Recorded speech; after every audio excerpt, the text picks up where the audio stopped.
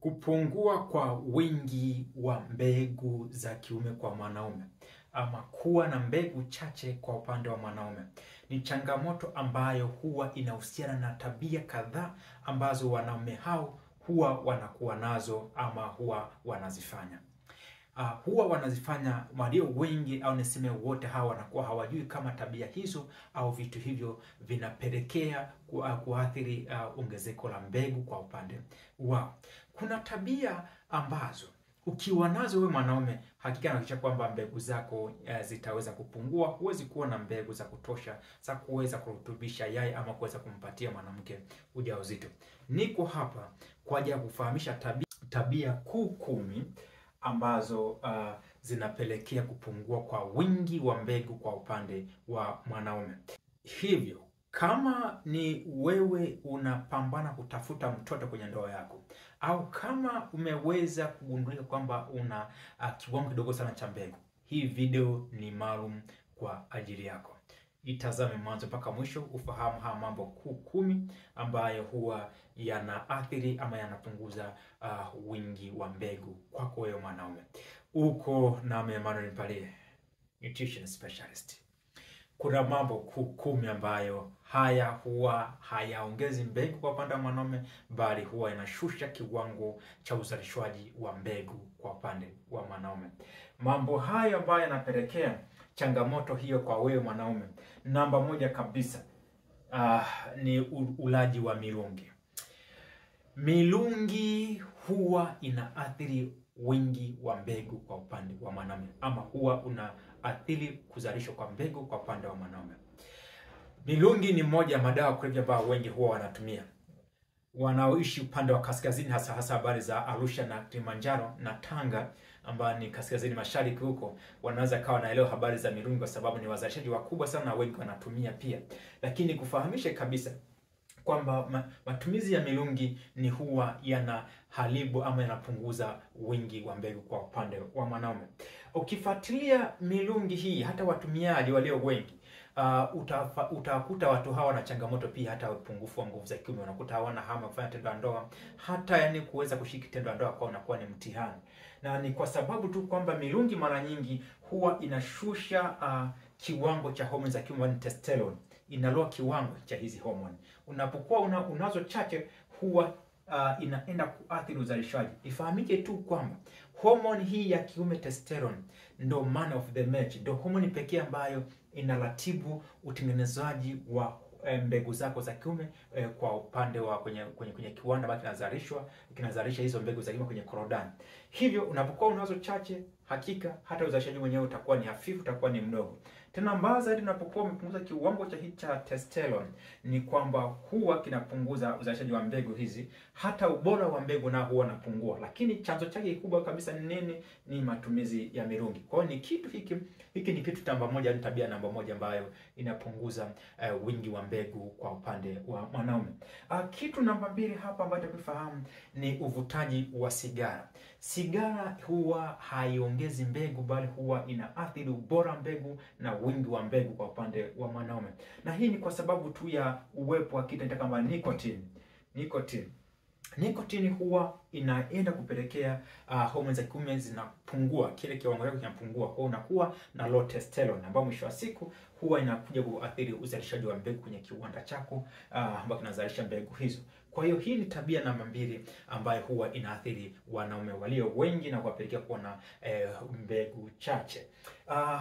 Tabia namba 2 ambayo natakiwa uifahamu ni unywaji wa pombe. Unywaji wa pombe kupindukia, ulevi, pombe kali unakunywa kupindukia, hii nayo huwa inaathiri wingi wa testosterone. Kwa upande wa pombe haishii tu kwenye kuathiri kiwango cha homoni hizi za testosterone. Huwa unywaji wa pombe kupindukia huwa inaathiri hata uzalishaji wa nitric oxide kwenye mishipa ya damu na kuathiri hata katika utendaji wa tendo la ndoa. Kwa sababu nasema wakati mwingine unywaji wa pombe kupindukia unapelekea tatizo la upungufu wa nguvu za kiume. Kwa hiyo haliishii tu kwenye kupunguza kiwango cha mbegu, bali pia hata katika kufanya tendo la ndoa mwanaume huwezi ukafanya vizuri, kwa sababu huwa inaathiri ule mzunguko mzima wa damu. Namba 4, shetani mwingine ambaye anapelekea kupungua kwa mbegu ama ambaye anaathiri ongezeko la mbegu kwa upande wa mwanaume ni habari za unene na kitambi. Watu ambao ni wanene sana, wanaume ambao ni wanene sana wenye vitambi vyao, mara nyingi hao wanakuwa na kiwango kidogo sana cha mbegu. Kuna tafiti nyingi ambazo zinatuelezea wazi kwamba wakati tunafahamu kwamba vitambi na unene vinaathiri nguvu za kiume za kimwanaume, haishii tu pale, pia huwa inaathiri hata uzalishaji wa mbegu na ubora wa mbegu. Unene na vitambi vinaathiri vipi? Changamoto hii huwa inaathiri au inapelekea mpanguko wa homoni, kwa maana kwamba homoni zake zinakuwa haziko katika uwiano ambao ni sawa. Na mara nyingi kwa upande wa hawa watu ambao wanakuwa na unene mkubwa na vitambi, huwa hao wanaume wanakuwa na issue ya ongezeko la estrogen nyingi, ambazo ni homoni za kike ambazo kwao wao inakuwa hazina manufaa makubwa, na homoni za kiume huwa zinashuka, testosterone huwa inashuka. Inapokuwa inashuka, zinakuwa hizo homoni haziko in balance. Kawaida nataka homoni za kike shuka chini, kwa sababu kwa upande wa mwanaume na homoni za kiume ziwe nyingi sana, kwa maana kwamba testosterone inaweza kudominate. Lakini kwa hao watu ambao wanakuwa na vitambi na unene kupindukia, ni kwamba huwa homoni zao zinakuwa estrogen inapanda, na sababu ya ongezeko la store ya mafuta. Kwa sababu kwa upande wa mwanaume store ya mafuta ni moja ya kiwanda ambacho kinazalisha pia homoni za kike, ndio chanzo kikubwa pia cha uzalishaji wa homoni hizo. Na ndio maana tunasema kwamba unene na kitambi vinahusiana na masuala ya upungufu wa nguvu za kiume, kwa sababu vinaathiri habari za homoni, si homoni tu, lakini huwa vinaathiri pia ule mzunguko mzima wa damu, kwa maana kwamba inaathiri cardiovascular system, na hasa kwenye kupunguza kiwango cha uzalishaji wa nitric oxide. Kwa ufahamu kwamba unene na kitambi anayo pia inapunguza wingi wa mbegu kwa upande wa mwanaume na ubora wa mbegu. Namba 5 kabisa, inaingia lishe mbovu. Ulaji wa vyakula vibovu inapelekea habari za uhaba au uzalishaji mdogo sana wa mbegu kwa upande wa mwanaume. Ulaji wa vyakula kutoka viwandani, lakini bila kusahau ulaji wa vyakula kama mayai kupindukia na maziwa kupindukia, cheese nazo pia huwa kama unapenda kutumia, zinahusiana na kupunguza wingi wa mbegu. Kuna tafiti nyingi ambazo zinatuambia kwamba ulaji wa mayai kupindukia na maziwa kupindukia na cheese inahusiana na kupunguza kiwango cha mbegu kwa upande wa mwanaume. Na ndio maana watu wanashauri kwamba kwa wale wanaume ambao wanapata changamoto hii ya mbegu chache, hivi vyakula kuna kila sababu ya kuviepuka. Ni kwa sababu gani? Ni kwa sababu maziwa yana kiwango kingi cha estrogen, lakini mayai pia na masuala ya cheese ina hii issue ya estrogen. Estrogen ndakuwa nyingi si homoni za kike, ambazo kwa upande wa mwanaume zinakuwa hazina manufaa. Ndio maana tunashauri kwamba uweze kuzikwepa. Kuna matumizi ya vitu kama chapati, maandazi, mikate, masuala ya sembe, masuala ya soda, na masuala ya juices, energy drink, vyote vinaathiri wingi wa mbegu. Kwa ni sehemu ya lishe mbovu. Ni sehemu ya lishe mbovu. Kwa ni vema kuhakikisha kwamba unakaa kwenye ulaji ambao ni sahihi, hususan wa vyakula kutokana na mmea. Namba 6 hapa, kutokupata muda wa kutosha wa kulala. Kama hupate muda wa kutosha kupata usingizi ulio bora, ni kwamba hii nayo huwa inaathiri habari za mbegu za kiume, kwa maana kwamba huwa inapunguza uzalishaji wa mbegu za kiume. Hakikisha unapata muda wa kutosha, hata masaa 6 angalau hata ya kulala, ya kupata usingizi ambao ni mzuri sana. Hii huwa inasaidia kuongeza mbegu pia za kiume na kuongeza pia utendaji wa tendo la ndoa vizuri. Lakini namba 7 ni habari za msongo wa mawazo. Kuwa na msongo wa mawazo kwa muda mrefu sana. Kuna watu kulingana na changamoto ambazo wamezipitia, wanajiita kwamba wana msongo wa mawazo.